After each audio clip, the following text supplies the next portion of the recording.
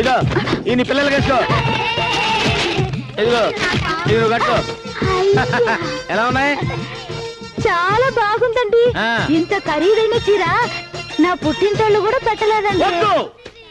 నీ పుట్టింటోళ్ళ ప్రస్తావన వద్దు. ముక్కు మీద గుద్దారంటే బ్లడ్ పడుద్ది. ఏంటే నీ పుట్టింటోళ్ళ గొప్పతనం? పెళ్ళైన కొత్తలో ఇంటికి నేను వస్తే కట్టుకోవడానికి లింగి కూడా పక్కింటోళ్ళని తీసుకొచ్చి ఇచ్చారే. 1,00,000 బూతులు తిట్టినా మొగుడేనే.